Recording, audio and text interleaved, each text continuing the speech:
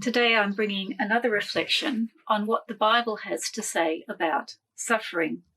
A few weeks since the last one, sorry for the delay. But today I'm going to read from Romans chapter 8, verses 18 to 21. I consider that our present sufferings are not worth comparing with the glory that will be revealed in us. For the creation waits in eager expectation for the children of God to be revealed.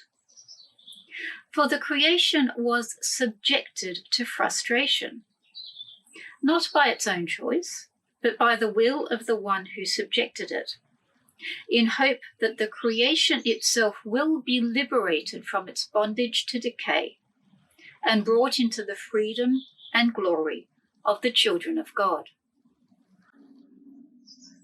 What I'd like to reflect on today is what the Bible says about the world. What kind of world is it?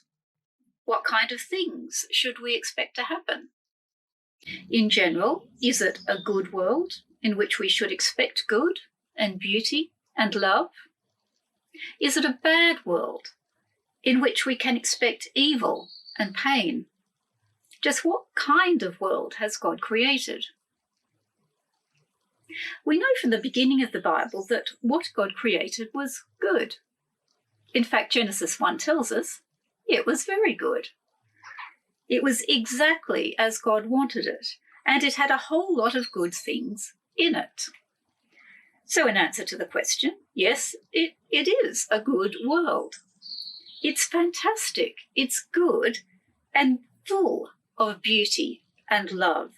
I'm constantly overwhelmed by the natural beauty of the world, how wonderful it is, and even more than that, the wonder of the people God put in it. I've been overwhelmed by the kindness of people to me during my illness, and I thank you for it. We do have heroes who keep on risking themselves to help the sick, people who reach out to others in their isolation and loneliness, people who show love and compassion selflessly. It is a good world with astonishing levels of good in it. So, what went wrong? Because we look at the world and we don't just see good. We see death and decay. We see hardship and illness and ugliness and evil. We see a surge in domestic violence and abuse of the elderly. We see people literally spitting on the lockdown measures. We see our failure to prepare, failure to provide protective equipment, failure to produce a vaccine or a cure.